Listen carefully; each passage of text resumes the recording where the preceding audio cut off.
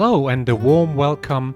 I'm Armin Trost, professor at the Furtwangen University in Germany, and this is my series on human resources strategies, a real master course for advanced HR students, professionals, and executives. This series is available on YouTube and on all podcatchers like iTunes or Spotify. All slides that support this series are available on my website. For more information, please read the description to this YouTube or podcast. I'd also like to refer to my book, Human Resources Strategies, available at most online bookstores. So, again, thanks for listening. Have fun and gain valuable insights into the fascinating world of HR strategies.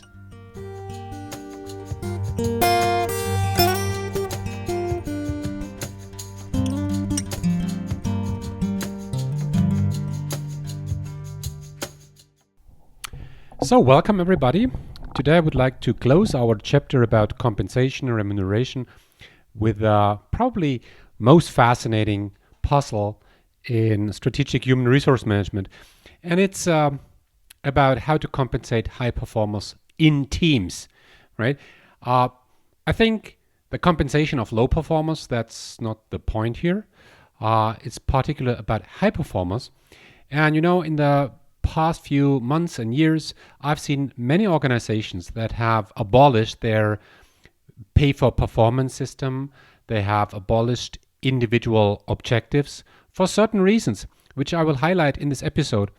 And it's really that we're talking about a puzzle which is to a large extent unsolved. And if you have understood this puzzle, then you have understood a lot about compensation. So let me start talking about the context we're talking here. And we must assume there is a team that is faced with a high level of task uncertainty. I mean, they do not know the outcome of their work. They don't know the way to get there. And they work in teams. Of course, they better should. In complex situations, people should work in teams, because more brains have better ideas, more relevant ideas than a few brains. So the employees depend on each other. They work as a team, of course, and they only can succeed all together, right? A single employee can only succeed when the system as a whole is successful. And in those cases, very often we have supervisors, managers who act more in the role of coach or partner or enabler than in the role of boss, right?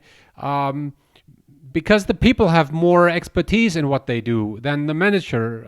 The manager has not the role to tell everybody what to do. I mean, even the manager does not know the outcome, does not know the way to get there.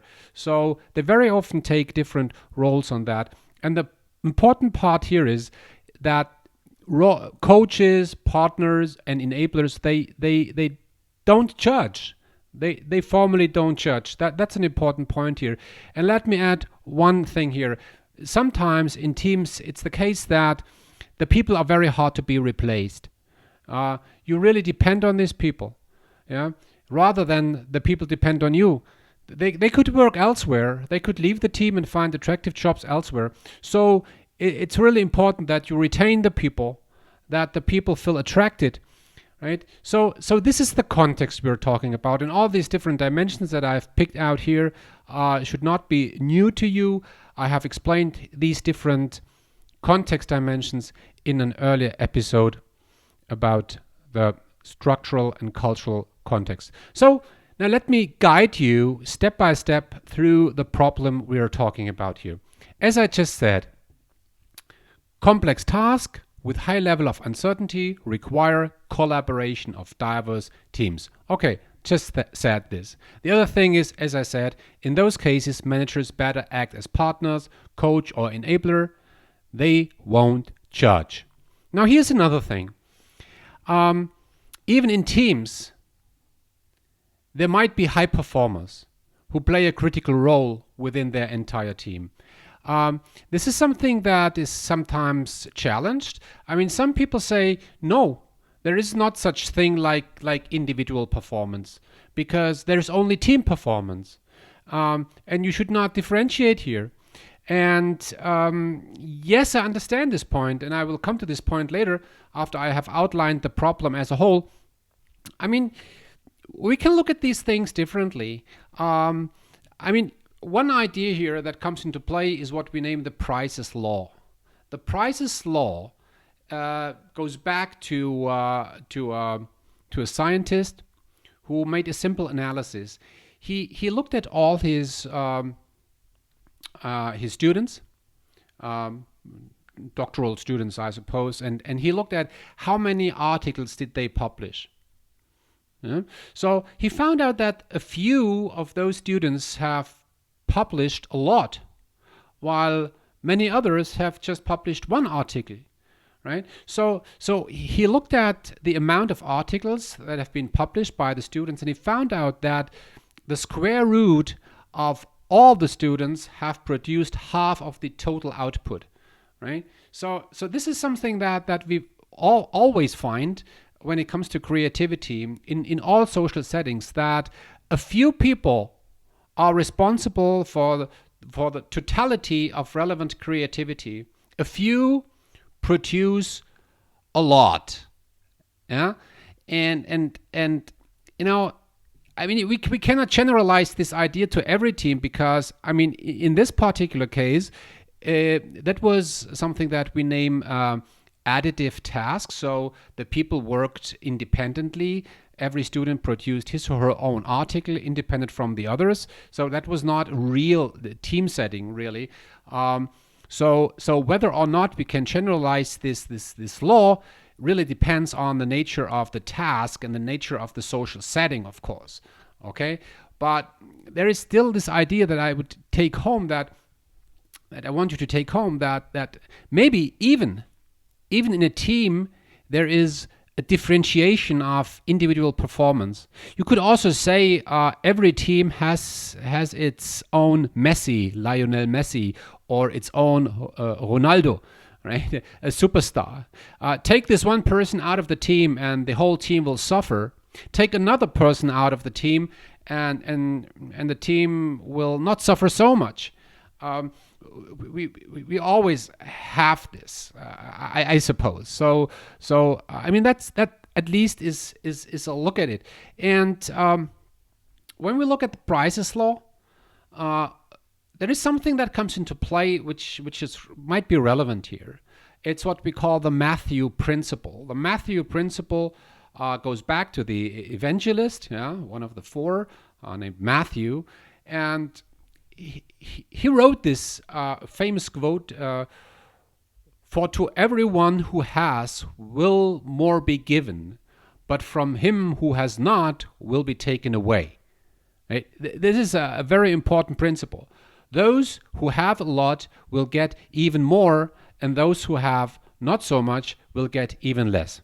It's like, if you use Instagram or something like this, or if you are on YouTube, as I am, as you see, the more followers you have and the more subscribers you have, the more you will get in the future.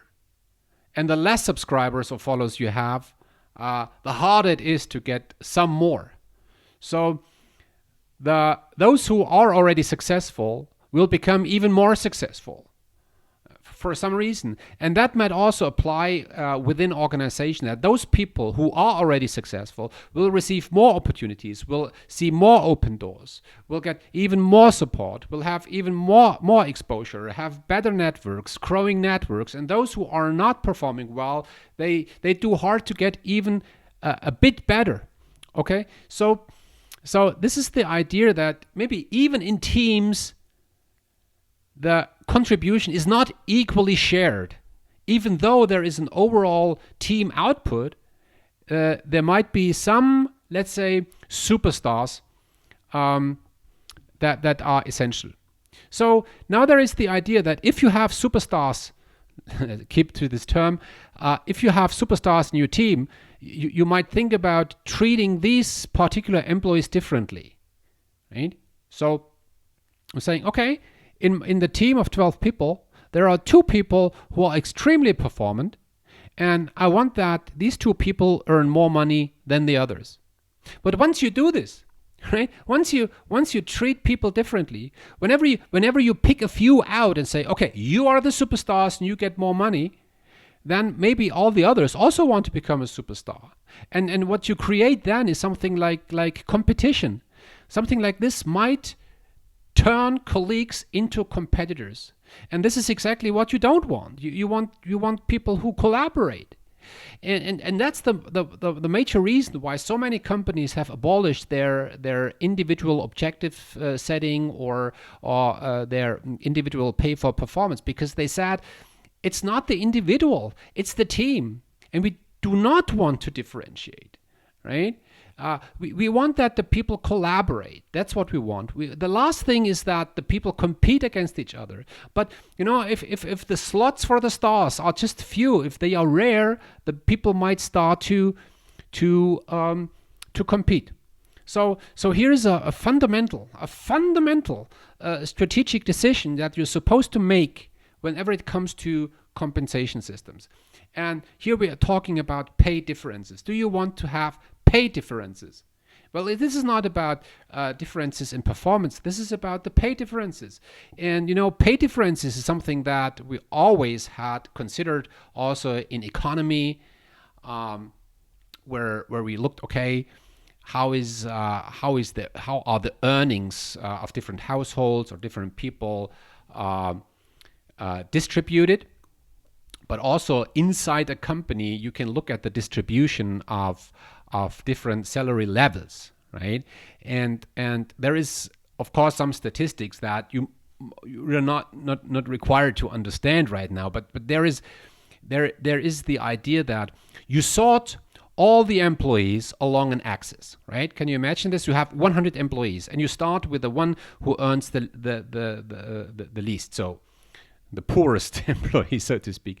And then comes the next employee who earns a little bit more, and you sort all the employees, and then the right end, so to speak, there is the employee with the highest salary. Yeah, you can imagine this. You put all the employees in a row from the poorest to the richest, and on the other X, you just indicate the accumulated salary.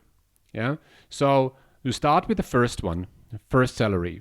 Then comes the next one, and you add the salary of the first plus the second. And then comes the third one. Then you have the salary of the first, the second, and the third, all summarized.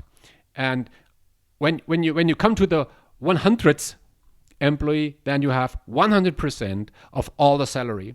And now this curve might be in a way that it's very flat in the beginning, very flat. Many people earn not so much, and in the end, it becomes very steep. That would indicate that there are just a few employees who earn like hell. Yeah. So when the curve is really flat and then gets steeper in the end, yeah, that means that you have a tremendous pay difference.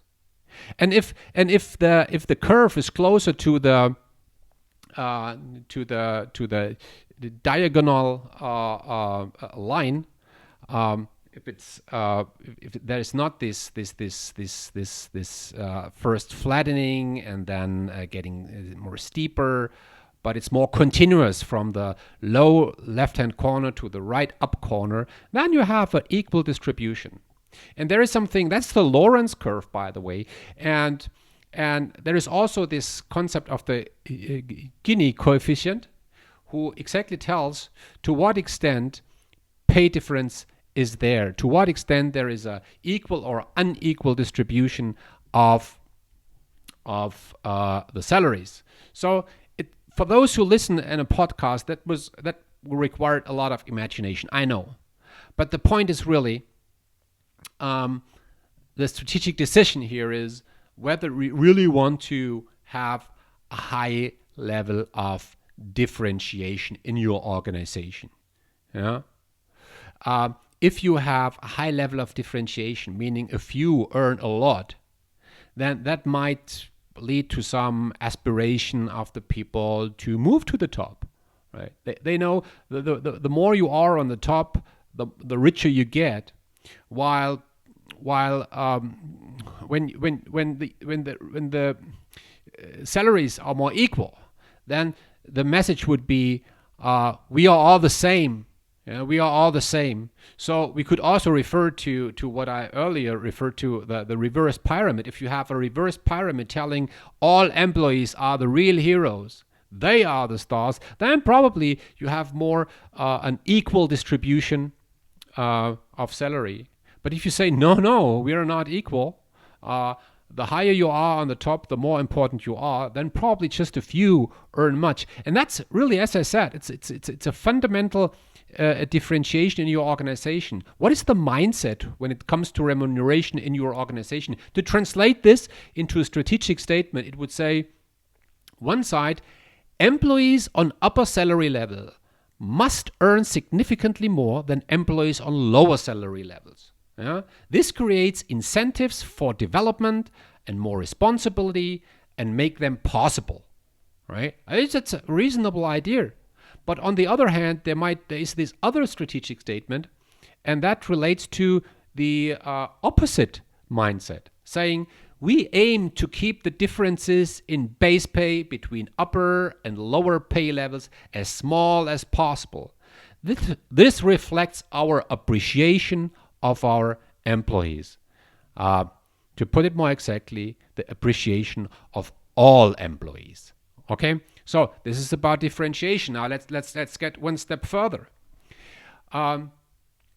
Let's assume you do not treat your employees differently. Let's assume that you do not compensate your high performers higher. Let's assume you have exactly this strategy, saying we treat all employees equally, and also the team members in various teams, we treat them equally. Yeah, you might run into the risk of treating high performers not in a fair manner. Yeah, because if you treat everybody the same, those who perform more than all the others, they will think, okay, why should I perform on this level while all the others earn the same? And while those who earn less, who do not perform much, they feel treated fairly. They will not even be motivated. Yeah, but those who contribute much, who perform on a high level, but don't see a higher salary level, don't see more money in their pockets, they probably feel demotivated. So once high performers feel treated unfairly, they tend to either leave the team or reduce the individual performance. Right? They will learn that performance does not pay off, and they might go down. Yeah, that could happen. Yeah, you set their intrinsic motivation on risk, right? So we also name this in social psychology the sucker effect. Yeah, the sucker effect.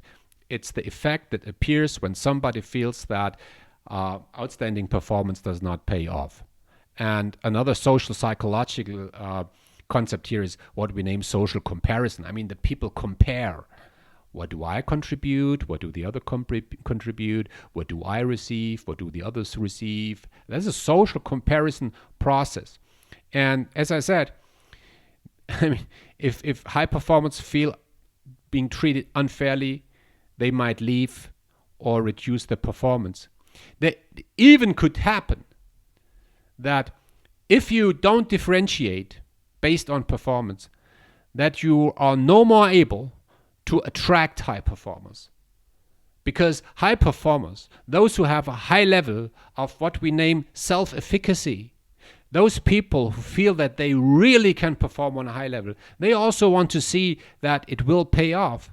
And they might not join a team or might not be attracted by your company once they learn that high performance will not pay off. You even might face the risk that you attract low performers.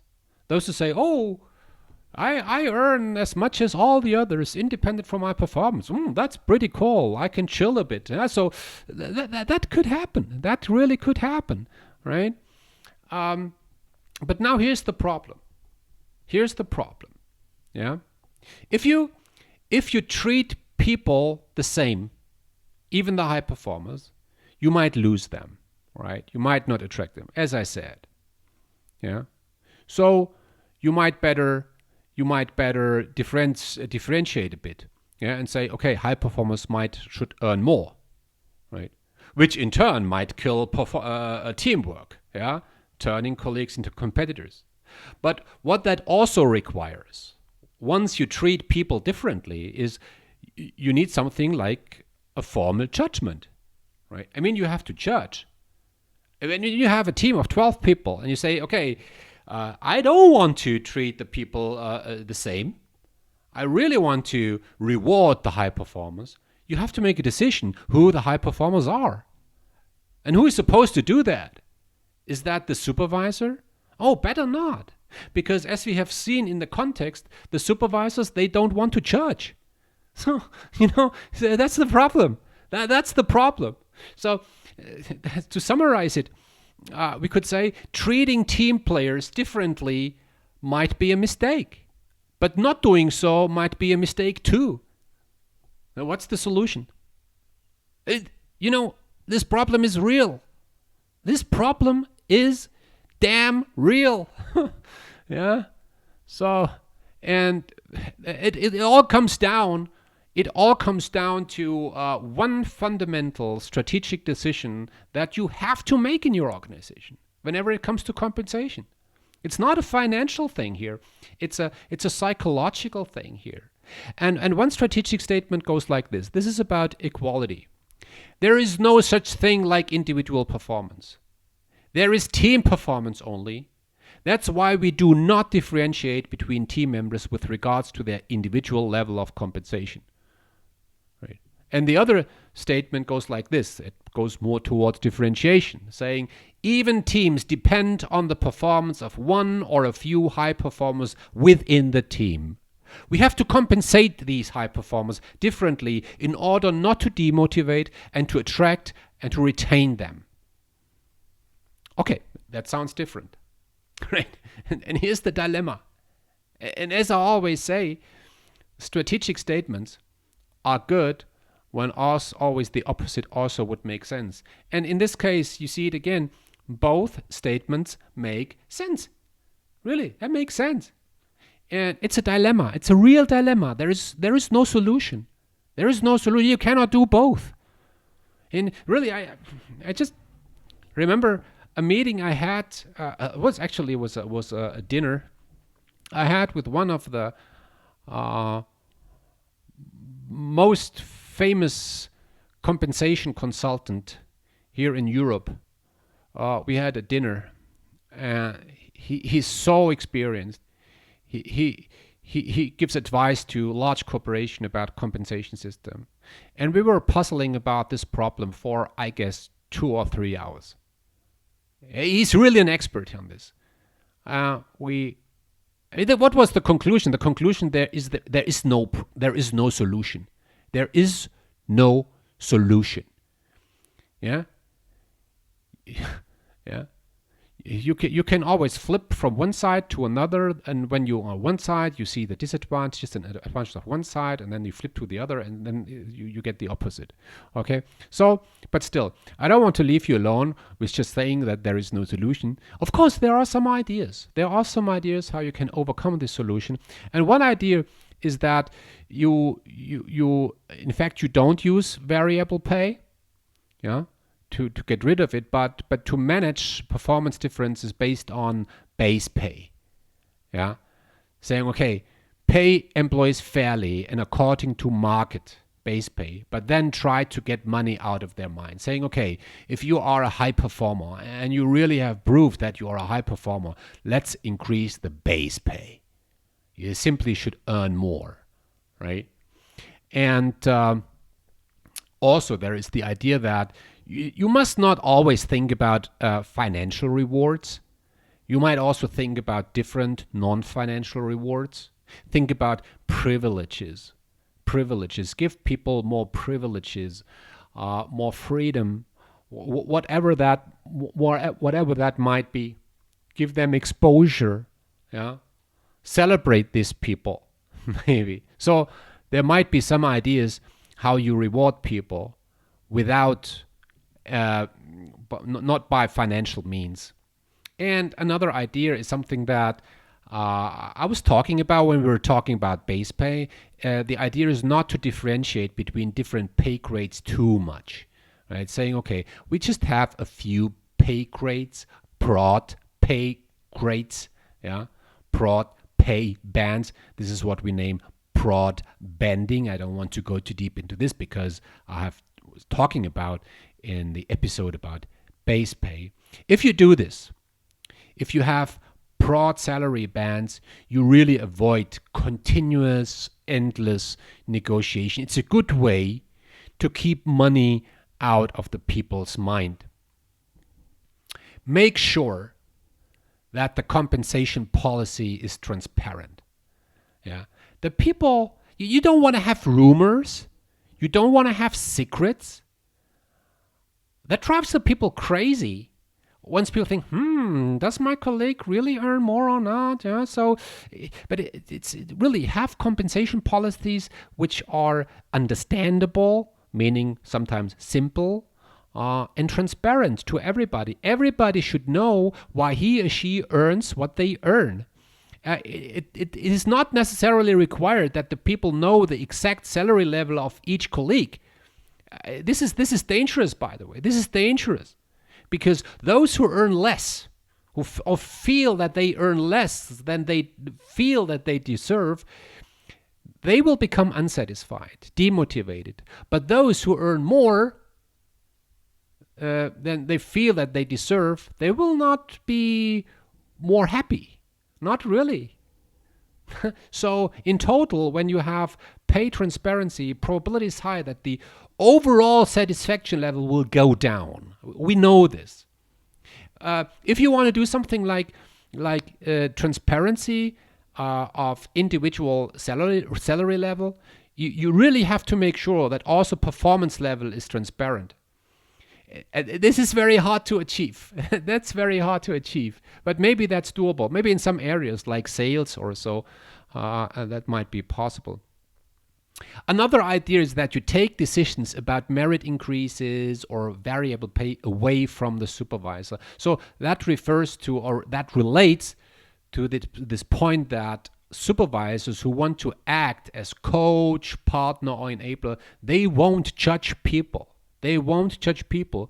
But if you need a judgment, about, okay, who are the two high performers in my teams? If you need that judgment, take this judgment away from the supervisor. Who else could do this? Well, there are some alternatives. I was talking about the compensation committee in an earlier episode. You let others decide. An elected compensation committee, maybe. Yeah, or you do something like peer evaluation. It's not the supervisor who makes the decision who deserves more. It's the team itself. Well, that could also be an idea. We all know that peer evaluation and other ideas here also lead to some social dynamic that has some unpredictable effects maybe, but at least these are ideas. Yeah, and there is another very golden idea. That's the killer idea, I would say. Really, the most important idea, I would say.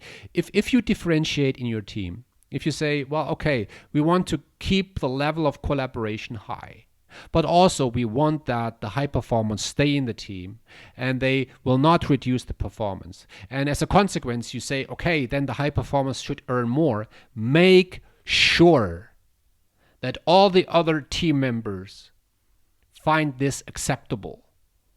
The team members should feel that these selected high performers deserve more. Otherwise, you're going to kill collaboration. Otherwise, the high performers will have some enemies inside the team. And that's something that you don't want, as I already said. So make sure that a different treatment is accepted by all the other team members. And let me finish with a funny, maybe very smart idea in the end. There was once this idea of Pizza Hut. Pizza Hut. They run an initiative since decades, I suppose, where pupils can get a pizza when they can prove that they have read books. So the pizza is the reward for reading books. The outcome is terrible. The outcome is really terrible. The outcome is that the pupils they learn that reading books is work, because they get compensated for it. Yeah, that's something that I referred earlier. Once you get a reward for something, the thing you do turns into work. So these pupils start hating reading books. They read simple books. They start reading short books. They go the easy way, and some psychologists said that this Book It program, that's the name of this initiative, as the result of this initiative was that you had fat children who hate reading books. But there is an alternative to this. It is psychologically, it's very interesting. If you really want to reward children for reading books, reward them with another book. So there is a congruency between the activity and the reward. Rewarding reading books by giving another book.